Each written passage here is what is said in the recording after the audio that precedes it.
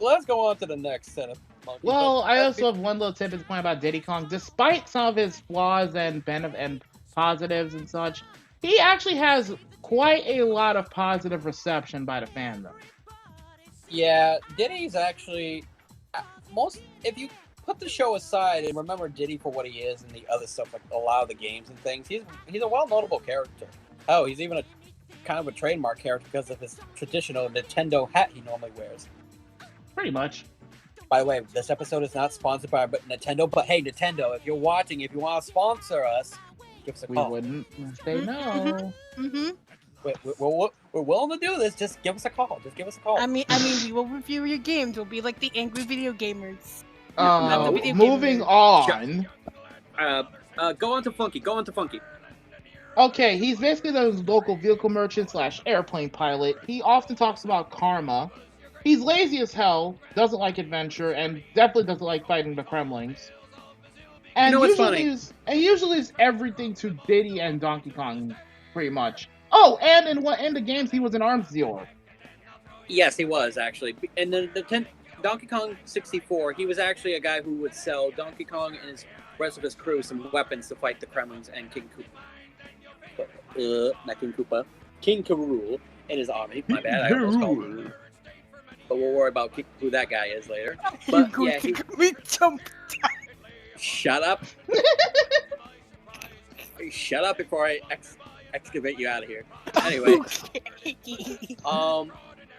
Thing is about Funky, he really hasn't been known for fighting. The only other time I remember he was fighting was when he was in that additional expansion on that game called Donkey Kong Tropical Freeze, where he was a playable character, and he fights while riding on a surfboard. Speaking of Funky Kong, I forgot to mention, he's, if you can't tell by his voice tone with the clips Crossy put in, he's very Jamaican. Oh, listen to Funky, cause my words ring true. Rabba, seba, lava, lava, lopa. If you wanna get a monkey off your back, let him save your life and you'll be even. It's as simple as that. Sort of, yeah. I'm not sure if that was intentional or not, but somehow it's weirdly fitting in a twisted way. To be honest, I feel like they were trying to go for a surfer dude person because he's literally talking like how a surfer person would. But they kind of went to a weird voice tone for him. Yeah, at least that's my opinion. What does one say to that? But anyways, ladies, your thoughts on Funky? Not that I can think of. No, not really. I mean, Funky's just kind of there in my book. That's all I can say about him. like he's just there. And To be honest, a lot of characters were just there because most times it's mostly Diddy and Donkey who do the action, but they only tend to get involved unless something major happens that involves like a supporting character. Pretty much. Yeah. Speaking of supporting characters, let's talk about the old man himself, Cranky. Oh, this ought to be a treat. He's basically a grouchy old gorilla. He breaks the fourth wall repeatedly with his insults and comments, mostly in the games, of course. He was originally planned to be Donkey Kong's grandfather. He's bitter and angry pretty much 24/7. And basically, he makes potions, because why not? He's also senile as hell in the animated series. It isn't over until it's over. At least this conversation's over.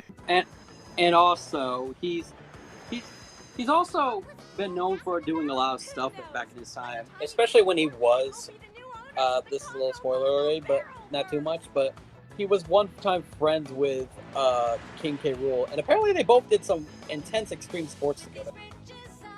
Well, shit, they were bros once?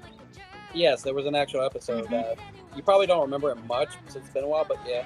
The only time, and other than that, Cranky's maybe old, but he may be an old grouch, but he's definitely lived a long life where he knows what's up and up, and he may not know everything and stuff, but he knows life from himself or experience. So if anything, he may be harsh with some teachings, but what I can tell from Cranky, he's definitely given Donkey Kong a good experience because he definitely could tell, even though Donkey Kong's an idiot, he's the only hope that Conga Bongo has. I mean, do you want to run before you walk? You're right. Then he wants Donkey Kong to, reach his full potential. Exactly, because Cranky ain't going to be around forever. Pretty much. I do have to point something out, though, and this is purely observation, but Cranky reminds me a little bit much of Uncle from Jackie Chan Adventures, in all honesty. Just, more cranky. Well, as long as Cranky doesn't tell any boys to seal up his holes in the roof from God so he doesn't see his sins. You assholes! That roof protects my sins from God! But, Quick, the Lord is watching. Oh my god. Cranky is definitely like Uncle. It's probably because they both have experiences in life where they can teach. Imagine if they met. I'm pretty sure it'd just be an old man argument. But Yeah, anyway, no. Zammy, Crossy, your thoughts on Mr. Cranks? Nah. Not really. Yeah, again. You guys got it covered. We're just relaxing here. Honestly, I'm still kind of out of my depth with this series compared to Justin and Zammy and you to a degree, Hun, so... To be honest, we try to give much, but literally if we go too much information-wise about them, it will most likely connect to the video game, which we're trying not to do. We're trying to focus on the main show here. Yeah. Which is difficult. Which is why we try to keep it brief with Donkey Kong and Diddy, because literally I had to help Hazard with the research where he accidentally almost brought in one of the other Donkey Kongs on the list, which wasn't even a show, which was Chunky Kong, and he was the 64 version. Pretty much. And Tiny Kong and Yeah. Lanky Kong and all the other Kongs.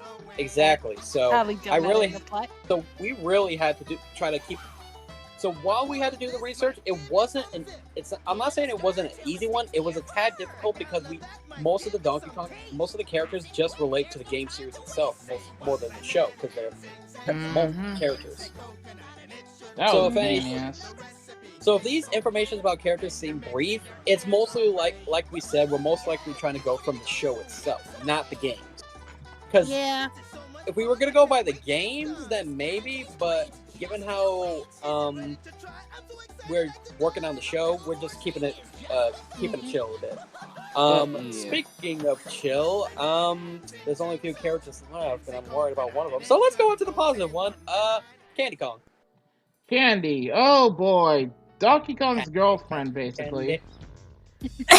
We shall shower her with coconut cream pies. God damn it! Oh my god. Love is stronger than a golden banana. Bonk. Shut up. You duct tape you two together. I swear to God. She has a comparison to the game. She has a very different appearance. She usually provides instruments for DK to use. Works for Bluster Kong at a barrel factory and very short-tempered. The one on your head, you baboon! Our date's off. Don't call me, don't drop by. Ever.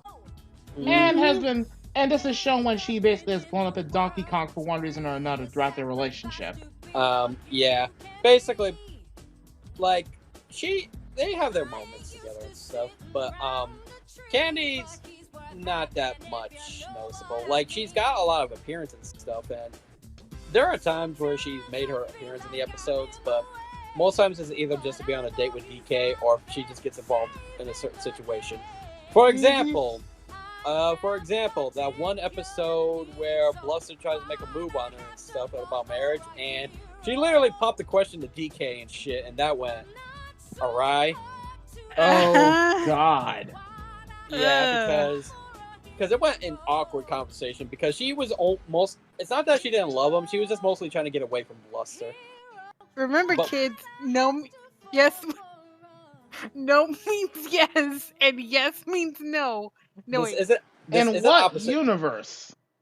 Two things. One, this isn't opposite day, and two, if you're gonna try to do a joke, think before you hurt yourself and then try to say it because you were clearly stuttering there.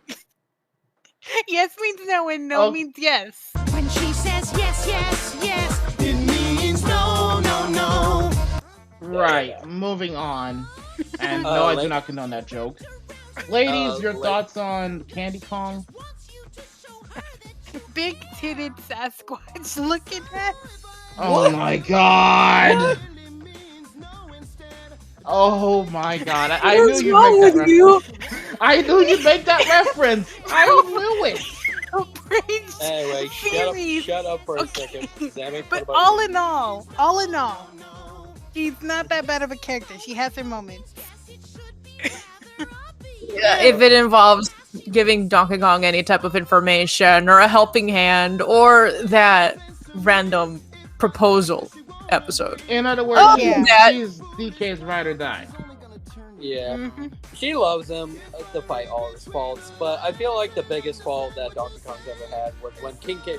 Rool made a fucking robot replica of her and shit, and he could not tell the difference. I like where this is going. She isn't even real! You don't want to mess with that old bag of bolts, DK. Lies! She's the faker. Look at her milkers! They're made of metal! And I'll start by slamming you. What's wrong with you? No need to get hostile. My libido is wild. I can keep this up all night. Ow! And that's where we put them that duct tape. Consider the house rocked.